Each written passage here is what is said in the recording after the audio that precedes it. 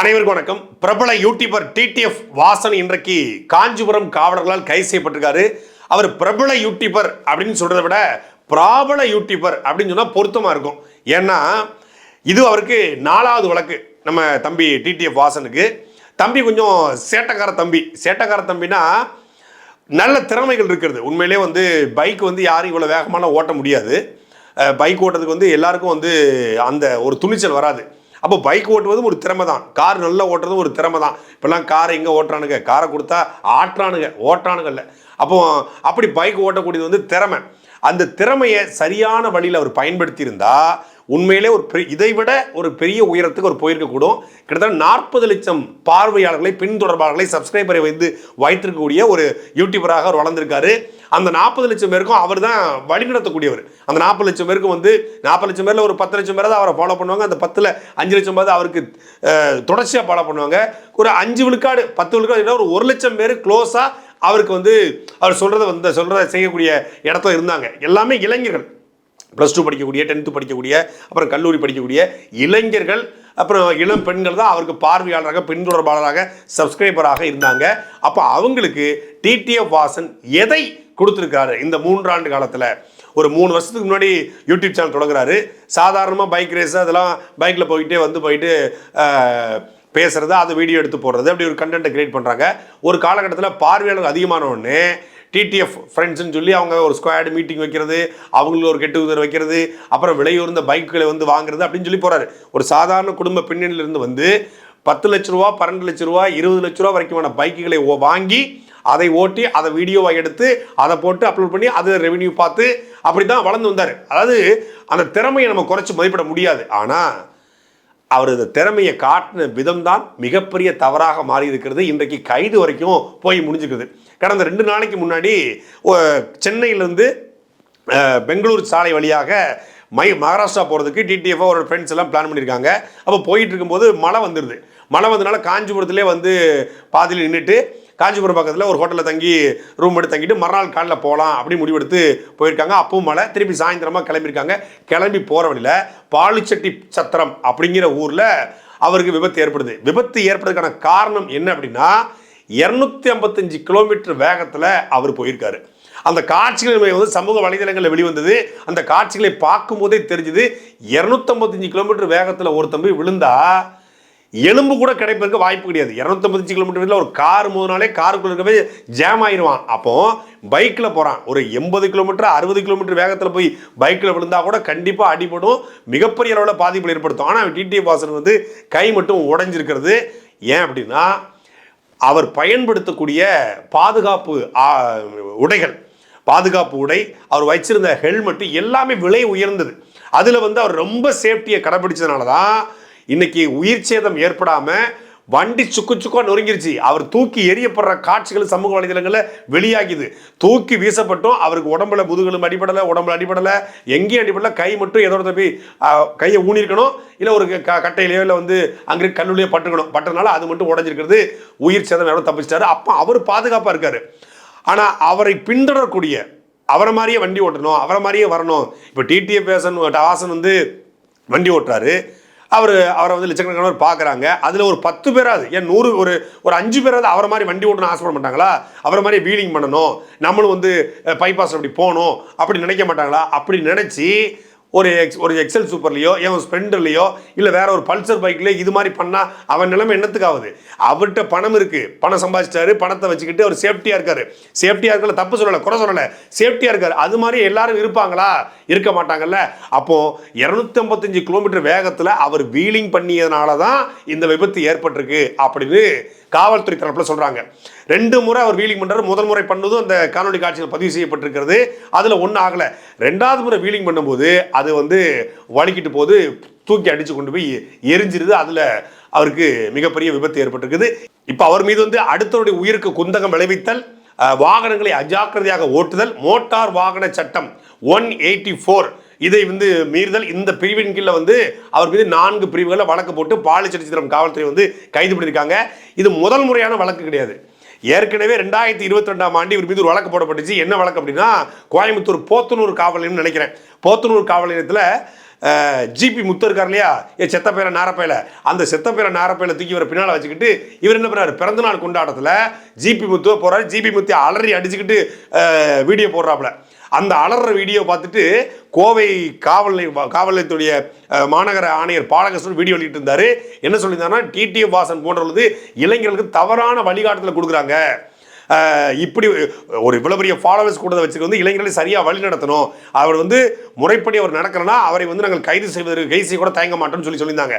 அப்போ போத்தனூர் காவல் நிலையத்தில் அவர் மீது வழக்கு பதிவு செய்யப்பட்டது. இந்த மாதிரி பிறர் உயிருக்கு குந்தகம் விளைவித்தல், மோட்டார் வாகன சட்டத்தை மீறுதல், அதே போல் வந்து வாகனங்களை அஜாக்கிரதையாக கையாளுதல், இந்த 3 பிரிவுகளில் அவர் மீது வழக்கு போட்டாங்க. அதே போல் அதே நிலத்திலே சூலூர் காவல் நிலையத்திலும் அவர் மீது 4 பிரிவுகளில் அதே மாதிரி செக்ஷனில் வழக்கு பதிவு செய்யப்பட்டது. அப்போ ஏற்கனவே 2 வழக்கு. கடலூரில் ஒரு தடவை இந்த மாதிரி அவர் போகிறாரு, அங்கே பெரிய கூட்டம் கூடியிருது. அங்கேயும் வந்து பொதுமக்களுக்கு இடையூறு செய்தல், அதிகாரிகள் வந்து வேலை செய்யாமல் தடுத்துன்னு சொல்லி அவர் மேலே அங்கேயும் வழக்கு பதிவு செஞ்சாங்க. அதே போல் 2023 டிடிஎஃப் வாசன் மீது ஒரு வழக்கு பதிவு செய்யப்பட்டது. அது என்ன வழக்கு அப்படின்னா, ஐயப்பன் ராமசாமின்னு சொல்லி இந்த ஸ்டிங் ஆப்ரேஷனில் மாட்டினார் இல்லையா, இந்த மதன் ரவிச்சனுடைய ஸ்டிங் ஆப்ரேஷனில் இந்த பட்வைசர் பீர்லாம் வாங்கி கொடுத்து கரெக்ட் பண்ணாங்களே, அந்த ஸ்டிங் ஆப்ரேஷனில் பார்த்தீங்கன்னா ஐயப்பன் ராமசாமி ஒரு 45,000 ரூபா பணம் வாங்கிட்டு பேசினார், பெண்களை இழிவாக பேசினார், பெண்களை பார்த்து ஃபிகரு டிக்கெட்டு அப்படிலாம் சொன்னாருன்னு சொல்லிட்டு இவர் கோவம் அடைஞ்சி இவர் ஒரு வீடியோ போட்டாப்புல. ஐயப்பன் ராமசாமி ப்ரோ, உனக்கு என்ன ப்ரோன்னு மரியாதை, ஐயப்பன் ராமசாமி நீ மட்டும் கொலை வெறில இருக்கிறேன், என் கையில் நீ சிக்கின செத்த அப்படின்னு வீடியோ போட்டார். அப்போ வந்து இது மாதிரி கொலை முயற்சி தூண்டுற மாதிரி பேசிட்டாருன்னு சொல்லி ஒரு வழக்கை வந்து பதிவு செஞ்சாங்க கோயம்புத்தூர் காரமடை காவல் நிலையத்தில். அதுக்கு முன்னாடி ஏன் ஐயப்பன் ராமசாமி இவர் பேசினார்னா, ஐயப்பன் ராமசாமிக்கு இவருக்கு ஒரு இன்டர்வியூ நடக்குது. அந்த இன்டர்வியூவில் ஐயப்பன் ராமசாமி தம்பி டிடிஎஃப் வாசனை வந்து உரிச்சு உப்பு கண்டம் போட்டு வெளியே அனுப்பிச்சிட்டாப்ல.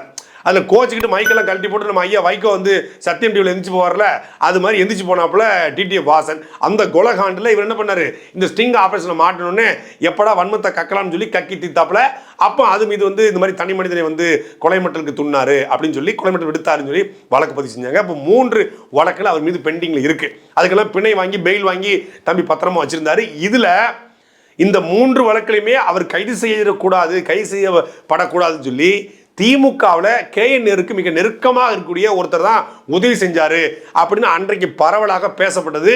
திமுக பின்னணியில் தான் இவர் வந்து இந்த மாதிரி எந்த பிரச்சனை வந்தாலும் நீதிமன்றத்துக்கே பார்த்தீங்கன்னா அப்படியே கோட்டு சூட் போட்டுக்கிட்டு அப்படியே KGF படத்தை வர யாஸ் மாதிரி தான் தம்பி போவாப்புல ஒரு பில்டப் கொடுத்துட்டு இருந்தார்.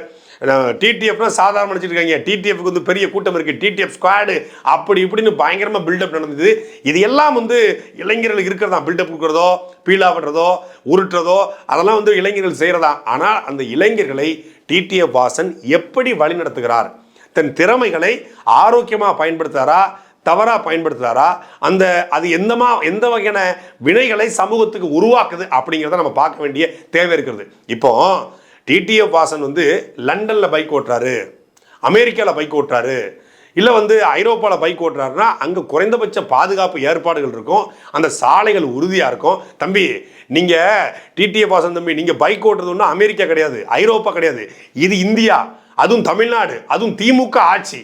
அந்த ஆட்சியில் போடப்பட்ட சாலைகள் எப்படி இருக்கும், பிஜேபி ஆட்சியில் போடப்பட்ட தேசிய நெடுஞ்சாலை சாலைகள் எப்படி இருக்குன்னு தெரியாமல் வண்டி ஓட்டலாமா? இங்கே சாலைகளில் திடீர்னு பார்த்தா எருவு மாடு படுத்து கிடக்கும், நாய் படுத்து கிடக்கும், திடீர்னு டாஸ்மாகில் வந்து குடிச்சிட்டு வந்து மனுஷனே படுத்து கிடப்பான். அவனெல்லாம் குடிகாரன்னு சொல்லக்கூடாது, அவனெல்லாம் மது பிரியர்கள்னு சொல்லி அரசாங்கமே சொல்லுது. அப்போ குடிகாரன் ரோட்டில் படுத்து கிடப்பான். அப்போ எப்படி விழத்தான் செய்வீங்க, பறக்கத்தான் செய்வீங்க. நம்ம ரோட்டில் எப்படி போகணும் ஒரு லிமிட் இல்லை தம்பி. 80ல் போகும்போதே இங்கே 400 ஸ்பீட் பிரேக் வருது, ஸ்பீட் பிரேக்கரை வரிசையாக போட்டு வச்சுருக்காங்க. காரில் போகும்போதே கிட்னிலாம் கலந்து விழுது. ஒரு காரில் இங்கேருந்து வடபழனி போயிட்டு வரதுக்குள்ளே அப்படியே போயிட்டு அப்போலோ ஹாஸ்பிட்டலில் சேர்ந்துட்டு தான் நம்ம வரணும் போல முதுகுவலி வருது. அந்தளவுக்கு சாலை வச்சுருக்காங்க. கேவலமான சாலையில் 255 கிலோமீட்டரில் போய் கை மட்டுமே உடஞ்சி திரும்பி வந்திருக்கீங்களே, அது உங்க அப்பாவும் அம்மாவும் உங்க குலசாமிக்கு வேண்டதுனால நடந்திருக்கு. இது எங்க வண்டி? நாங்க ட்ரிபிள்ஸ் போவோம், ஃபோர்ஸ் போவோம், பைஸ் போவோம். அத கேக்க நீங்க யாரு? நான் யாரா? Dress பார்த்தா தெரியல. நாங்க எல்லாம் பெரியடா, நீங்க டச் பண்ண முடியாது. டிடிஎஃப் வாசன் பைக் ஓட்டி விழுந்ததுனால யாருமே பைக் ஓட்ட கூடாதா? பைக்கர்ஸ் எல்லாம் கிண்டல் பண்றீங்களா? பைக்கர்ஸ் எல்லாம் கேவலப்படுத்தலாம்? பைக்கர்ஸ் யாரையும் கேவலப்படுத்தல. இப்போ எனக்கே ஒரு ஆசை உண்டு, கொடைக்கானலுக்கு நம்ம பைக்கில் போயிட்டு வரணும், ஊட்டிக்கு பைக்கில் போயிட்டு வரணும் ஆசை உண்டு. அதனால ஆசையாக புல்லட் வாங்கினேன். நிறைய பைக்கர்ஸ் நம்ம பார்க்குறோம், புல்லட்டில் இல்லை வந்து பல்சரில், யமஹாவில் நிறைய பைக் BMW பைக்ஸ்லாம் வாங்கிட்டு நிறைய வந்து பார்த்தீங்கன்னா பைக்கர்ஸ் வந்து போகிறாங்க. குறிப்பாக நடிகர் அஜித் அவர்கள் உண்மையிலே ஒரு ரியல் பைக்கர். அவர் இந்தியா முழுக்க ஒரு டூர் போனார், வேர்ல்டு டூர் பைக்லேயே போனார், BMW பைக் வச்சுட்டு. அவ்வளவு சேஃப்டியாக அந்த பைக்கில் உள்ள எல்லா மெக்கானிசமும் அவருக்கு தெரியும். அந்த பைக்கில் எந்த கோளாறு ஏற்பட்டாலும் அவர் சரி செய்வார். அதே போல் சரியான சாலை விதிகளை கடைபிடிப்பார். சாலையில் போகும்போது வீலிங் பண்ணுறது, பீலிங் பண்ணுறது, பூலிங் பண்ணுறது, இந்த வேலையெல்லாம் அவர்கிட்ட இருக்காது. சரியாக வண்டி ஓட்டுவார். இளைஞர்கள் தன்னை பார்த்து அந்த இது ஒரு அனுபவம், இது ஒரு எக்ஸ்பீரியன்ஸு. ஆனால் அது சமூகத்திற்கு ஒழுக்கமான முறை. அஜித் வந்து டிடிஎஃப் வாசனோட நல்ல பைக் ஓட்டக்கூடியவர் தான். கிட்டத்தட்ட 16-15 வயசு பைக் ஓட்டிட்டு இருக்காரு. என்னைக்காவது அஜித் பொது வழியில் வீலிங் பண்ணி கீழே விழுந்தாரு அப்படிங்கிற செய்தியை படிச்சிருக்கோமா? இமயமலை ஹிமாலயஸ் போயிட்டு வந்தார், காஷ்மீர் போயிட்டு வந்தார், யூரோப்பியன் கண்ட்ரிஸ்க்கு போனார், பல நாடுகளுக்கு போனார். பைக்லேயே போய் அந்த காட்சிகளை படம் பிடிச்சு போட்டாங்க, புகைப்படங்கள் எடுத்து வெளியிட்டாங்க.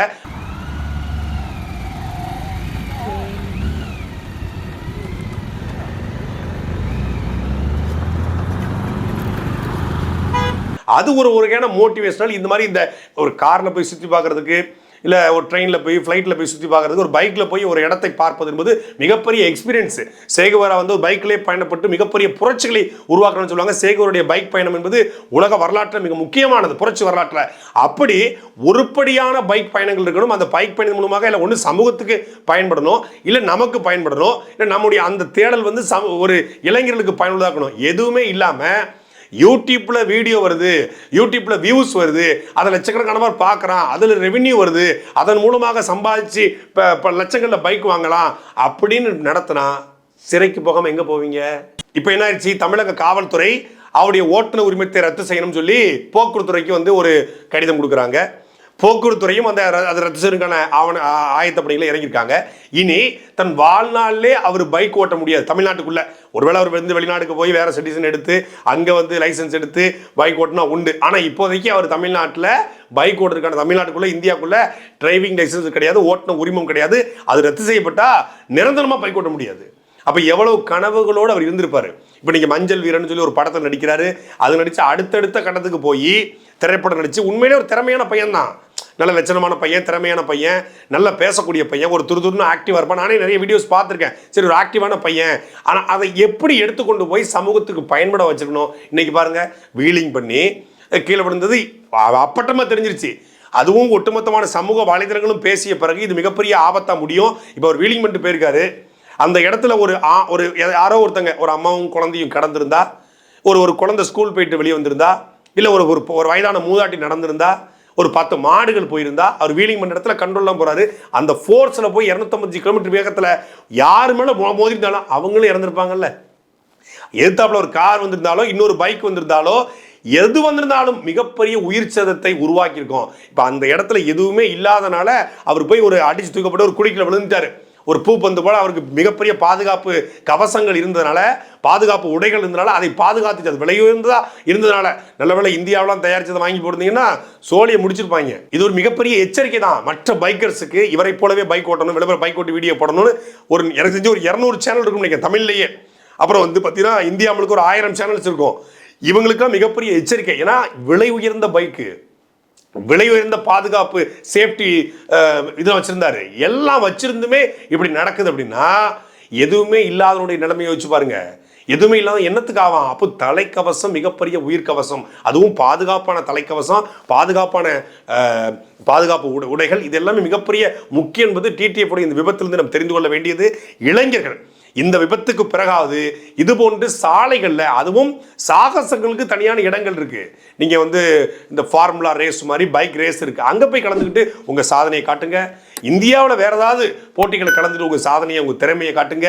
யூடியூப்ல வீடியோவுக்காக உங்க சாதனையை காட்டணும்னு நினைச்சீங்கன்னா இது போல கை உடைந்து சிறைக்கு போய் தான் ஆகணும். இன்னைக்கு கை உடைந்த நிலையில சிறைக்கு போனா என்ன ஆகும்னா மிகப்பெரிய கொடுமை, மிகப்பெரிய வலி. நீங்கள் கழுவுற கையிலே சாப்பிடணும், சாப்பிட்ற கையிலே கழுவணும். சிறைக்குள்ள உட்காந்து ஊட்டி விடுறதுக்கோ இல்லை வந்து தாளாட்டி விடுறதுக்கோ ஆள் இருக்காது. சோப்பு போட முடியாது, முகம் கழுவ முடியாது, ட்ரெஸ்ஸு போட முடியாது. இந்த இன்ஃபெக்ஷனோட ஒரு பெட்டு கிடையாது, ஒன்றும் கிடையாது. ஒரு சாதாரண தரையில் படுத்து கிடந்து ஜெயிலேருந்து வரதுலாம் ரொம்ப கஷ்டம், ரொம்ப கொடுமை. இந்த மாதிரி கை உடைந்து கால் உடைந்த சிறைவாசிகளை நான் ஜெயிலில் பார்த்துருக்கிறேன். அவங்க எவ்வளவு கஷ்டப்படுவாங்கன்னு நமக்கு தெரியும். இது ஒரு கிட்டத்தட்ட குறைந்தபட்சம் ஒரு 3 மாதம் ஆகும் அந்த கை ஊறி வருதுக்கு. அவர் மீண்டும் பழைய நிலைமைக்கு வரணும், நல்லபடியாக வந்து ஒரு படத்தில் நடித்து அவர் நல்ல வாழ்க்கை அவருக்கு அமையணும், நல்ல மாற்றுக்கிறது இல்லை. ஆனால் அவர் சிறைக்குள்ள போய் படுற கஷ்டங்களை அவர் நண்பர்களும் அவரை ஃபாலோ பண்ணக்கூடிய கூட்டமும் தெரிந்து கொண்டு இனிமேலாவது நம்ம ஊர் சாலை எப்படி இருக்குன்னு தெரிஞ்சுக்கிட்டு நடந்துங்க ராசா. சாட்டை எடுத்து நாட்டை திருத்து, இளம் தலைமுறை தானே நீ வழி